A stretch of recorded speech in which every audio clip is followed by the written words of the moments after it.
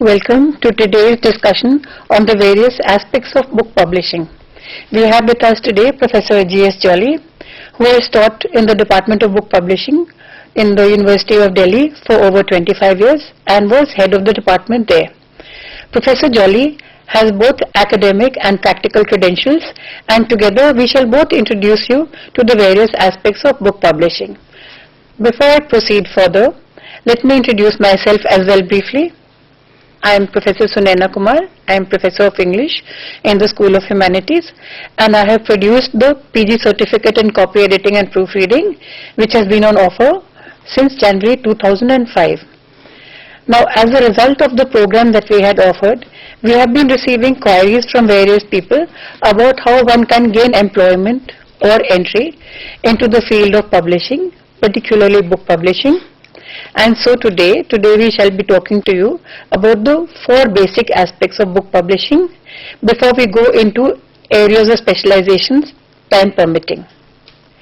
Book publishing, as you would be knowing, is a very enriching and rewarding activity, and India today is an area in which there are going to be multifarious openings. So let me begin by listing for you the 4 aspects of book publishing before we go into today's topic specifically. Book publishing may be divided broadly into 4 domains or aspects. The first, of course, is an introduction to book publishing, where we shall tell you about the various kinds of book publishing, about the economics of book publishing, about the structure of a publishing house so that you can decide where is it you would like to specialize in, and various legal aspects involved in publishing books. After that, we shall talk to you something about editing and pre-press activities, which means activities that go on until a manuscript has been converted from the raw manuscript into a camera-ready copy, which we call the CRC. Then we shall talk about book production, and finally we shall say something about book promotion and distribution and sales.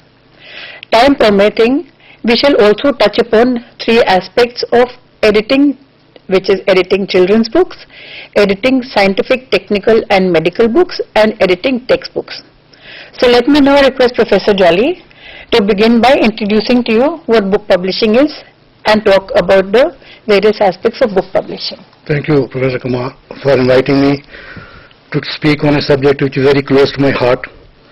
Now, publishing basically is an activity where the written word or the ideas of the author are transformed and transferred to the readers.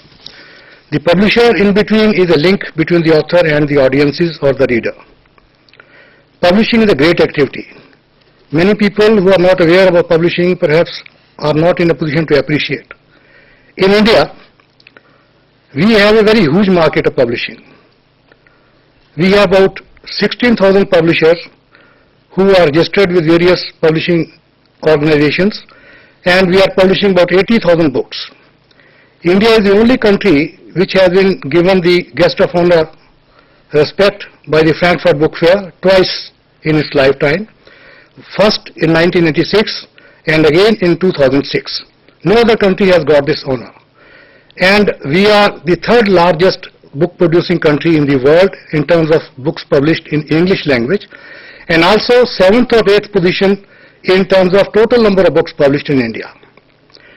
Now, we have a huge potential for publishing. We have got more than 300 universities, more than 20,000 colleges, more than 1 lakh senior secondary schools, and more than 6 lakh primary schools.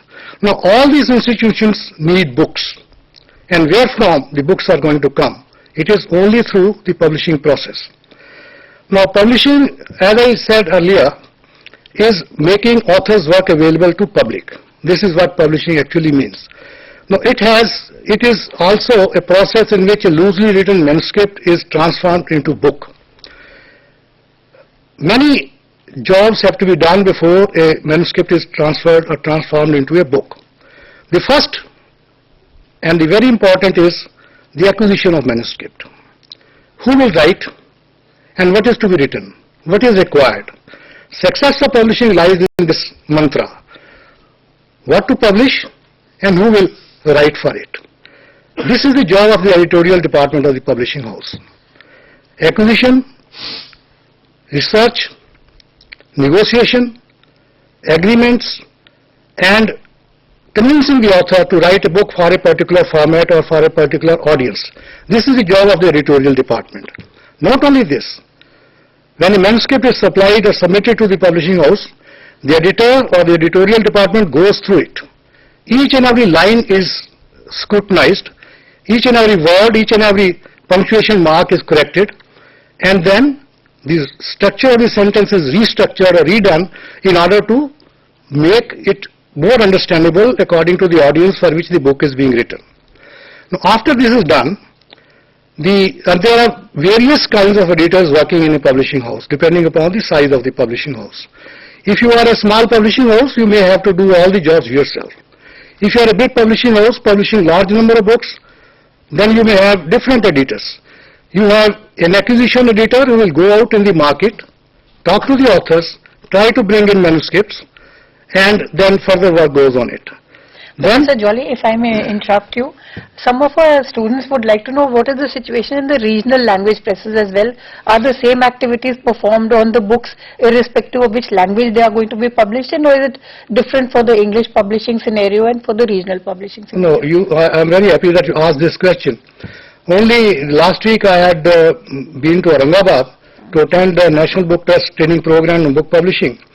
And I was surprised there are in Aurangabad, there is a publisher who has a list of 1200 books in Marathi. Now this is situation everywhere. See, in India, the largest number of books are published in the English language. Then second is Hindi and third is Bengali. And other languages are not lagging behind. In fact, India is perhaps the only country which publishes books in 26 languages. And our languages are flourishing. In India, you will find books published in a language which is only spoken in one part of the tribal area in Northeast. So that is very encouraging because the purpose is to inform, to entertain, to educate people in whatever way possible. And books is the only medium which one can use, one can reuse, one can use when one wants. There is no restriction of electronic media. You have to have electricity, you have to have the equipment. If you have know the art of reading, you can read books as many times, the same subject, the same topic. That is the advantage of the book. And that is why book is always on the top. So if our learners do not have access to technology, are they still going to be able to get openings in book publishing? Why not? You see, technology is only accelerating the process. Otherwise, even in spite of the technology has not been able to remove the proofreader.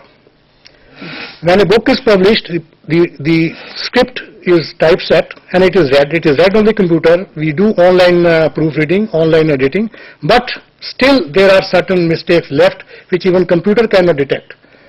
So the manual reading, manual checking of the proofs is going to stay, I don't know for how long, but it is going to stay for quite a long time in order if you want to give to the readers a book which is totally error-free.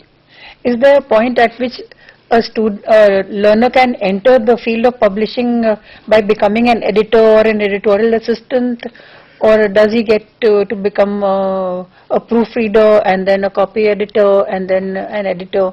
How possible is it to get a medium level job in publishing? You see, publishing is a very vast field. As you said earlier, there are 4 basic departments in a publishing house: editorial, production, sales, promotion, distribution. Now, the point is, what kind of person you are. If you are outspoken, extrovert, you have got good interpersonal communication skills, you want to talk to people, you want to travel, you don't hesitate, you are not shy, perhaps the editorial is the best place. If you have a command over language, you have a very good opening in editorial. Now, if you are having a technical mind, you want to work, you want to go to printing presses, you want to meet different kind of people, you want to get your work done with the help of various agencies, perhaps the production is your arena.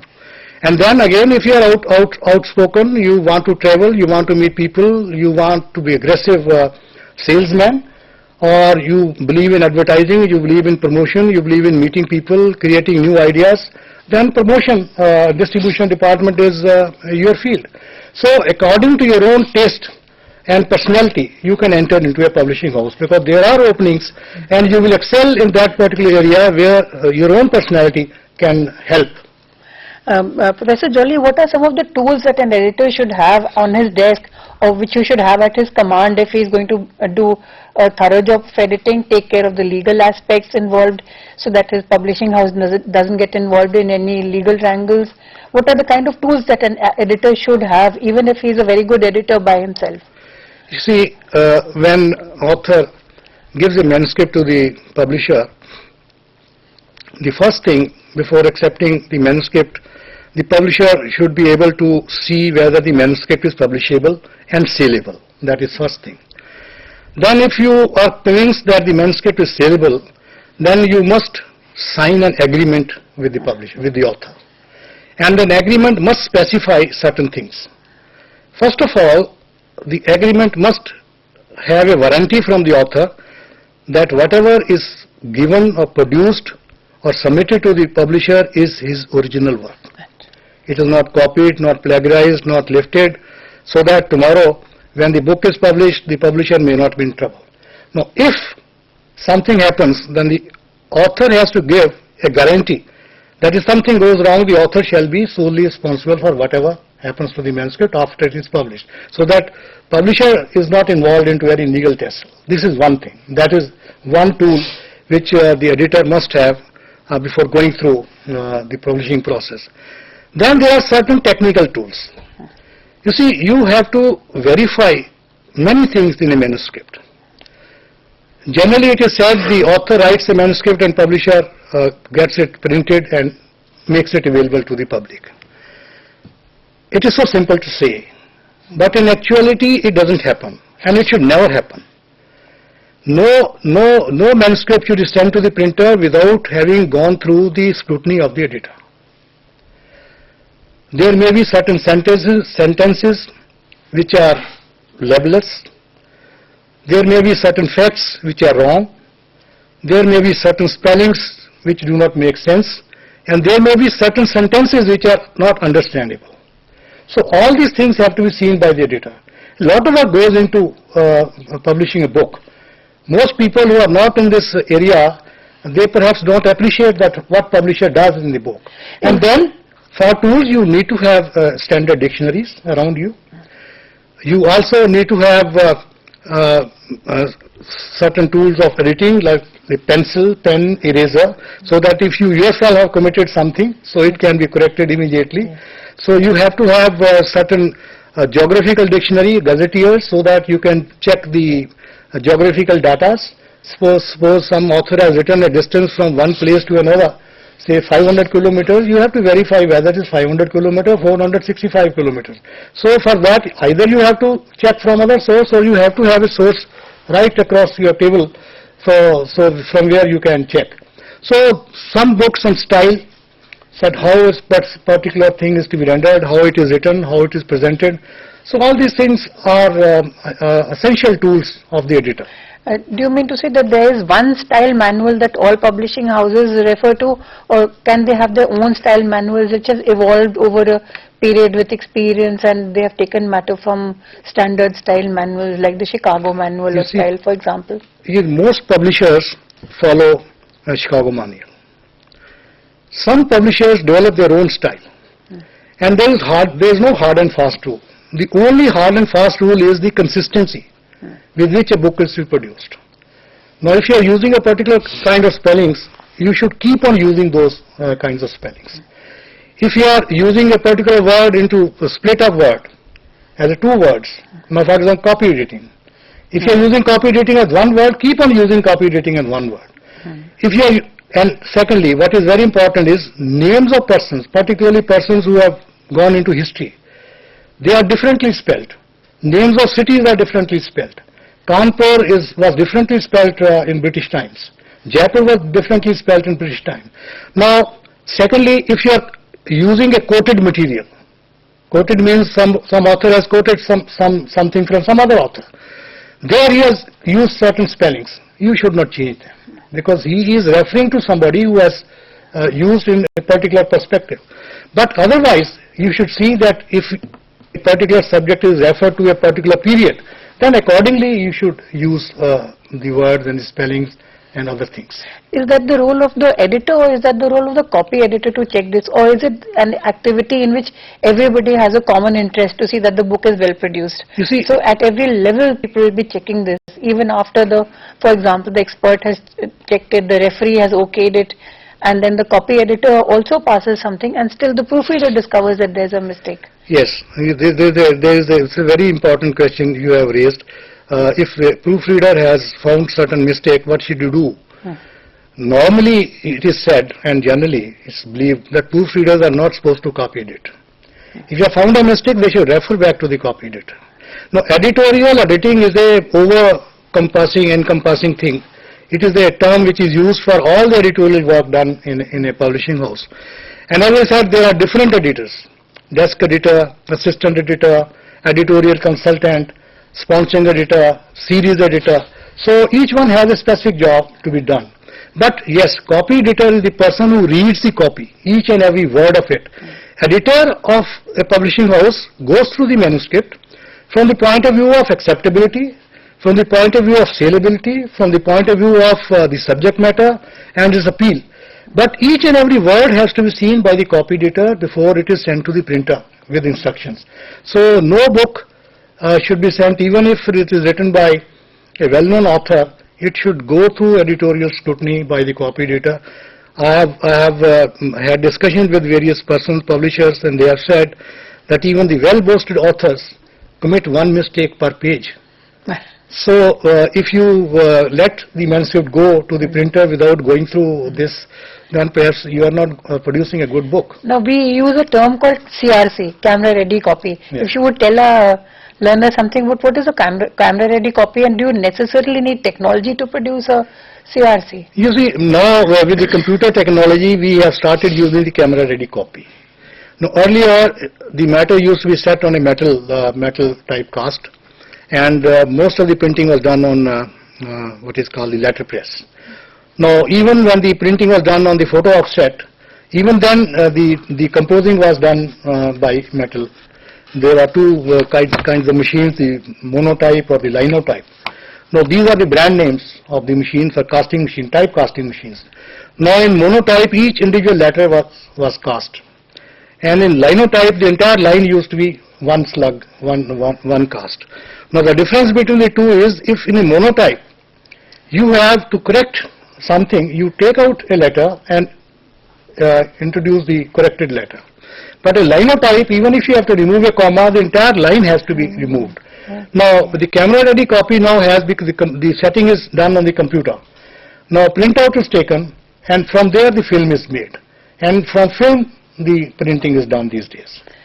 So that is the technological advance, and it has become much easier for the printers to compositors to compose a copy and make a camera ready copy and then send it to the printer, and can retain the copy for future printings also. Earlier it was not possible because the matter had to be distributed, because the same matter was used for reprinting or printing other material.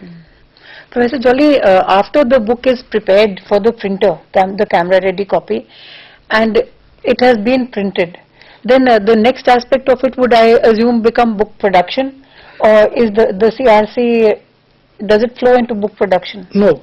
After you see, let us understand one thing.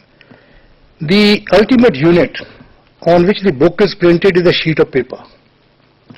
And the sheet of paper, a number of sheets printed constitute a book. Now, we can't present the book in that form in which it is printed. So it has to be in a form which is handleable, which is manageable, which is easy to stack, easy to use. So we need to bind that book in some form or the other. Now, there are many options for binding. Depending upon how much money you can spare on binding, you have a paperback binding where not much money is spent, the sections are sewed and if pulp paper is attached to it. Then you have hardcover binding, which is also known as edition binding or publisher binding, where each and every section is sewed and glued and put together, and the case is prepared and the case is fixed on the inside book matter. and then the cover is prepared, then you have to have another dust jacket or cover, dust cover as we call it. It's a costly binding. But depending upon what kind of book it is, then we have large amount or number of binding materials available. From paper to plastic, to fiber, to cotton, to silk, to animal skin, to leather. What are some of the factors that go into deciding the binding or the final jacket or the dust jacket? You see, this is done in consultation with the author.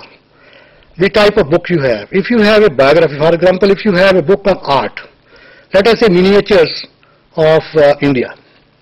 So it need to have a nice binding which is attractive, which can, and it has to be printed on a very fine printing style. Then it has to have on art paper, because if you are printing on a half-tone or what is called black and white thing, then the details of the miniature paintings will not come out. So everything depends on the subject. And if the subject is such, then you have to produce the book accordingly, and also your budget. Does this not add, yes, you have anticipated my question. Does this all not add to the price of the book? So obviously there would be books which are meant for limited distribution, there would be books which are meant for, say, for textbooks. They would not invest so much. So books also have a shelf life. So depending on the shelf life, the ability of the target purchaser, all this would also decide what the final material that you use for producing a book is. It will certainly, these are the deciding factors. Now for textbooks, very few textbooks are hardbound, because they are largely purchased by students, so the price has to be kept low. Now publishers, what they do in order to compensate, they also bring out library editions of the book, which is in hardcover, which is much costlier. But for students, they bring out editions which are much cheaper, because they don't have to spend much money on the binding. Now in certain cases, the cost of the binding is as much as the cost of printing. So therefore, if the subject is such, now I can give you an example. There is a book by Mahadevi Verma. She had written poetry, and there are two collections of her poetry. One is the Deepshikha, another one is Yama. Now both the books are printed on a very thick paper. And not only that, each page contains only one stanza. And in between the two pages there is a butter paper separating the two pages. And the binding is done in tussar silk.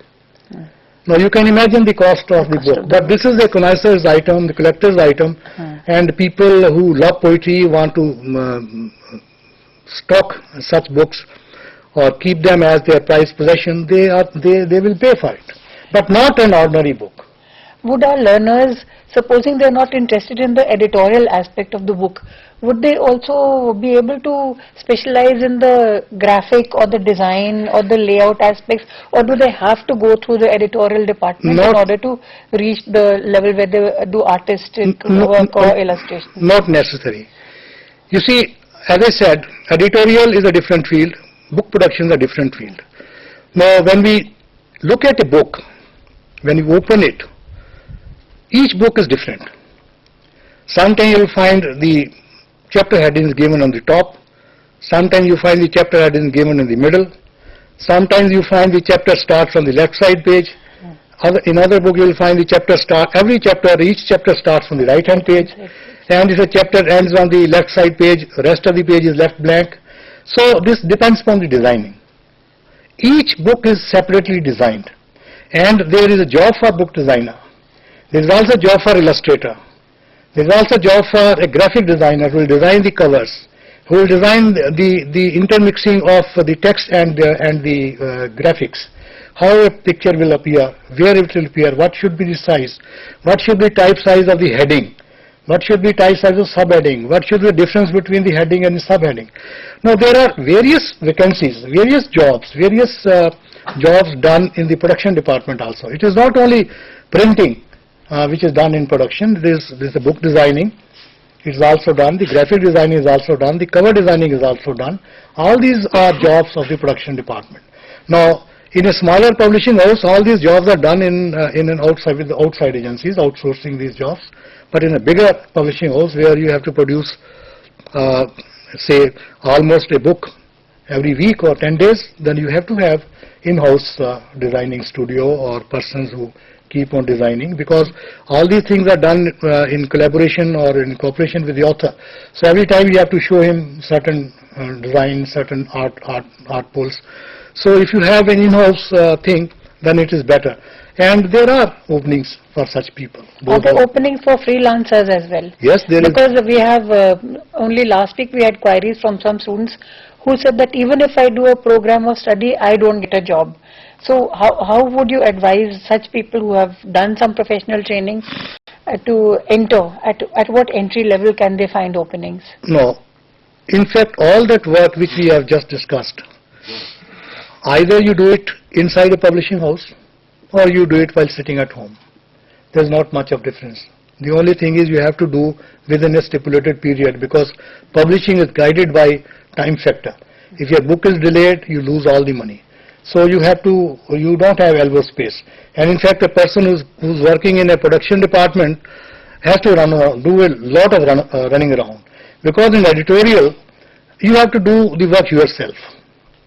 But in production, you have to get these things done from various agencies.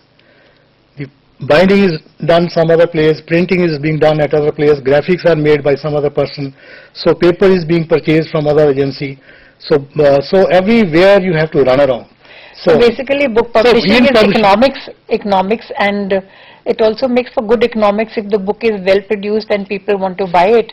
And therefore the publisher will then also be able to play a social role by bringing out books in which it doesn't have such a large margin, but which are socially very relevant. You see, when we talk of corporate social responsibility, why does a publisher publish a book? Not always for profit.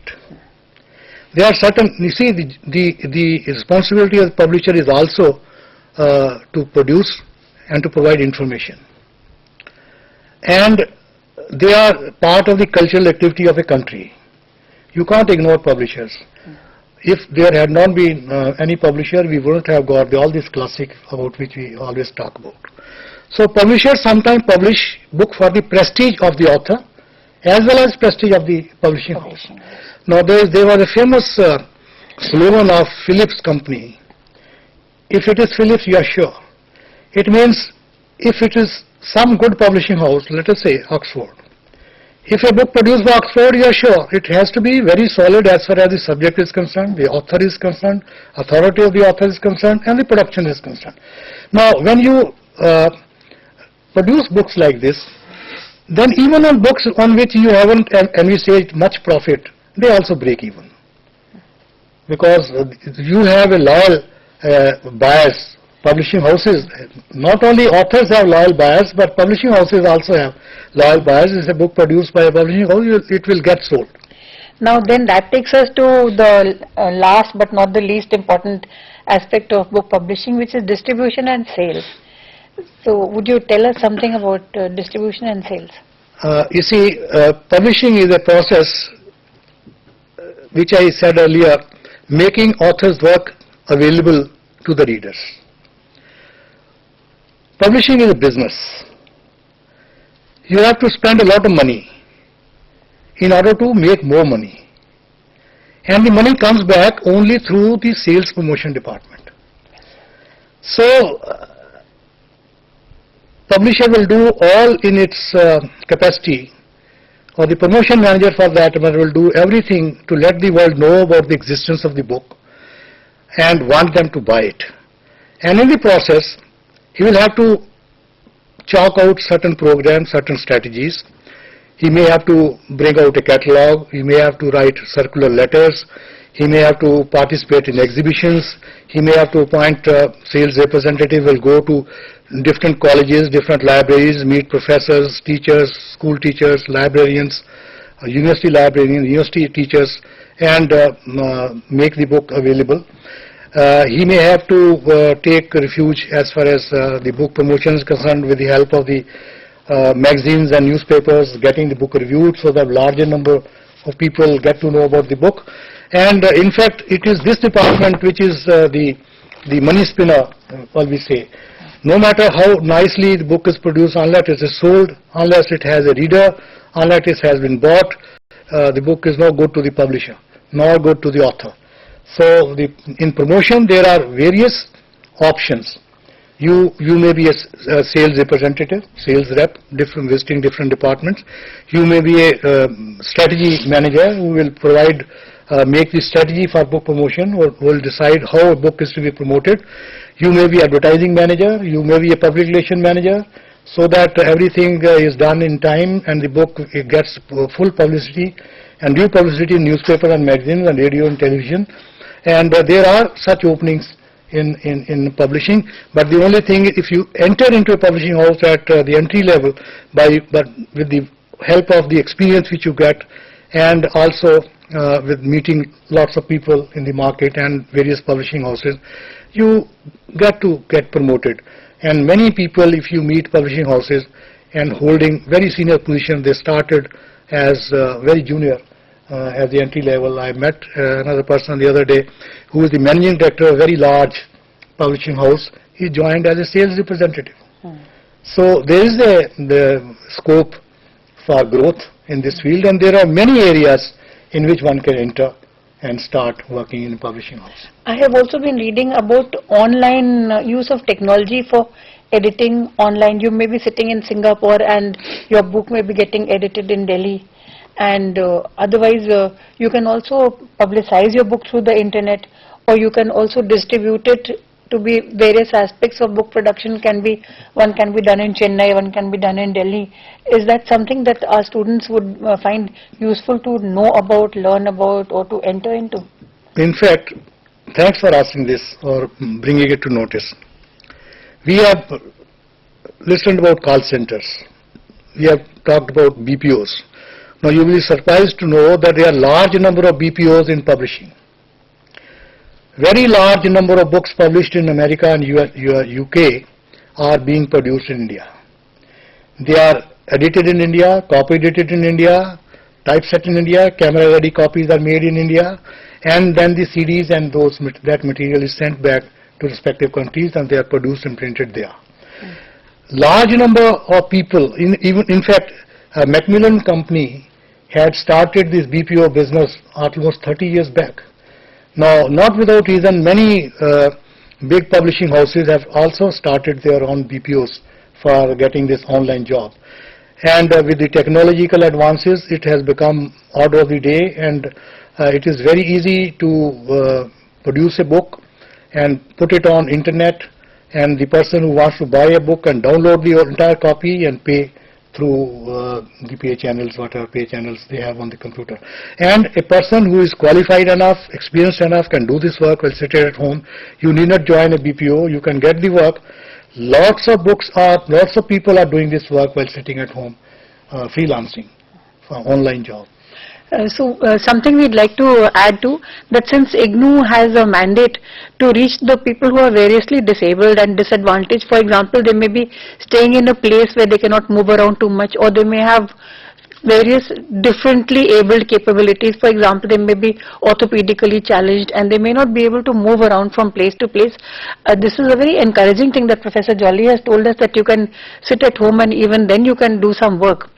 And I would imagine that you may not be able to do too much of distribution and sales if you are tied to a certain place.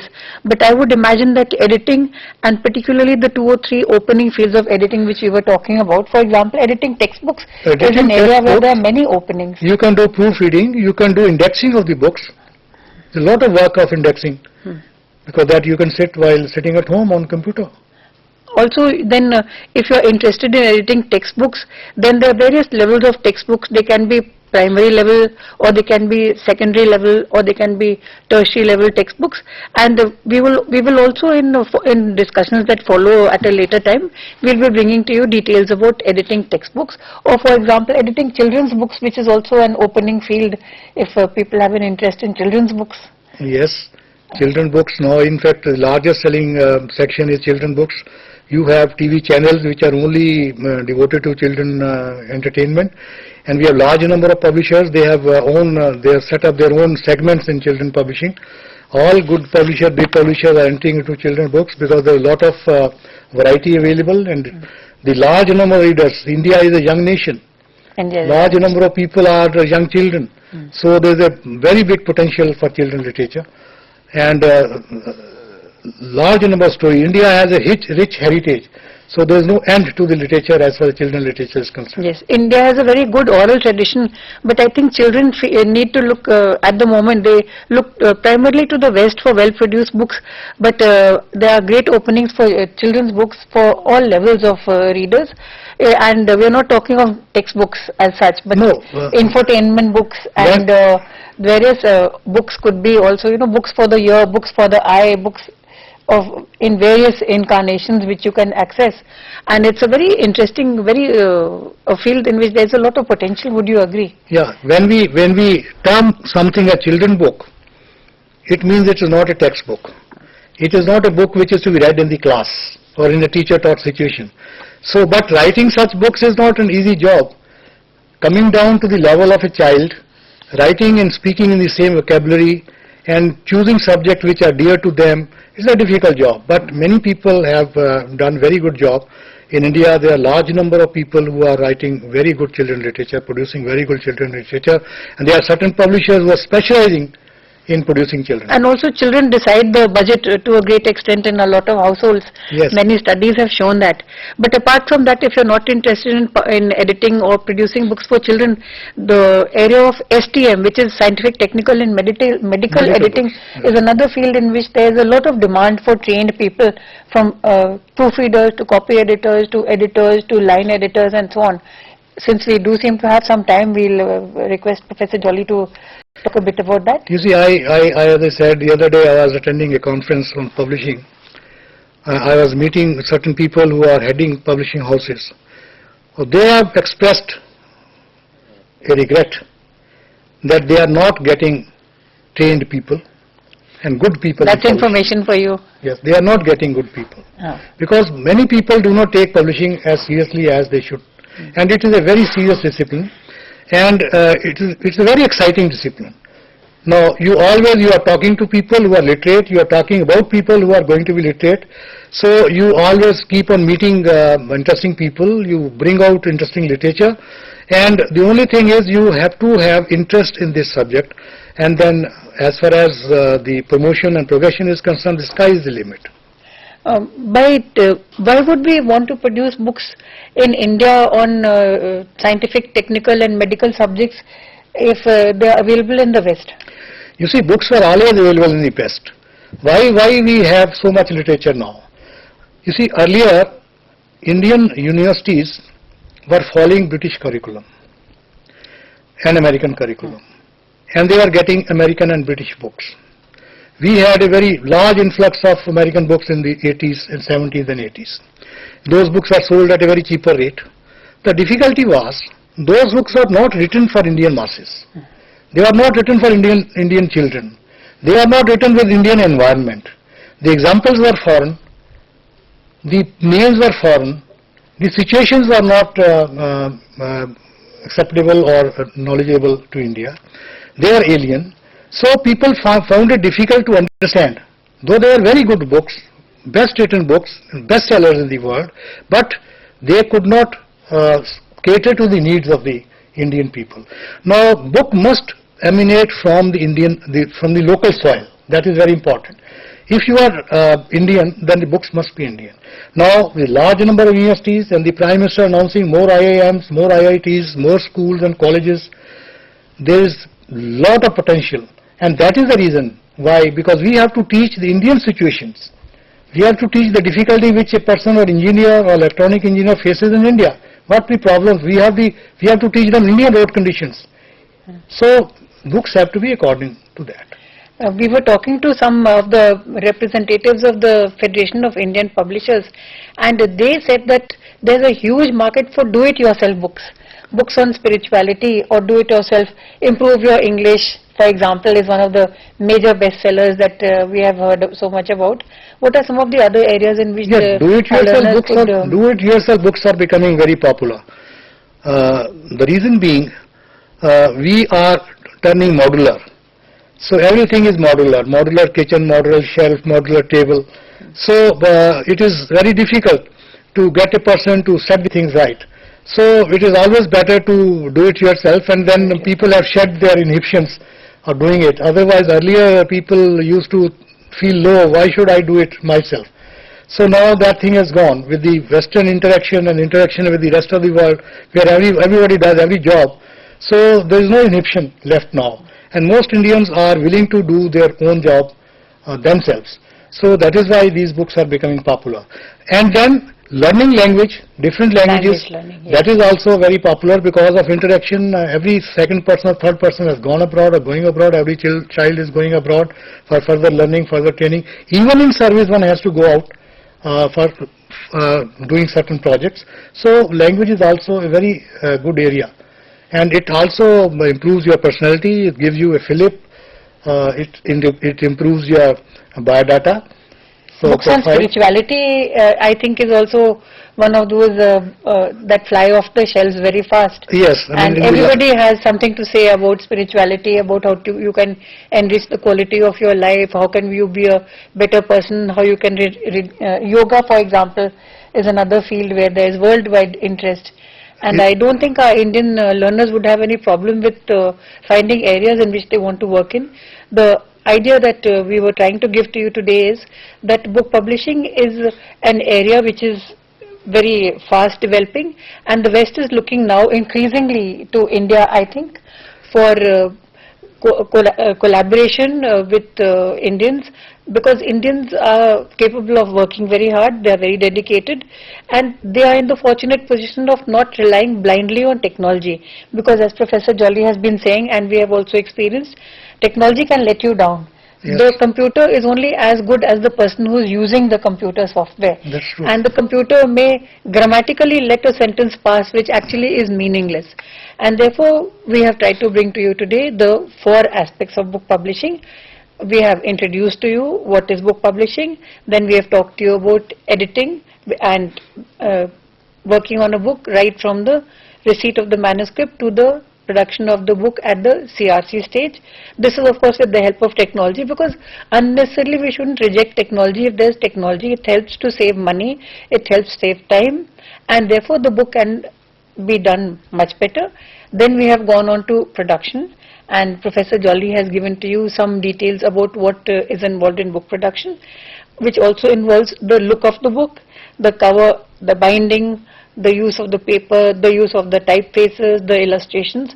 All these are areas in which you can specialize in if you are interested. And of course, if you are very enthusiastic, if you are very active, if you would like to go into if you would like to go into sales and distribution, and you don't necessarily want to work in the area of editing and proofreading and copy editing, there are openings for you there also. Professor Jolly, thank you so much that you found time to come and talk to our learners. Thank and you very we much. shall be talking in more detail about all of these areas in later transmissions. Thank you. Thank you. Thank you very much.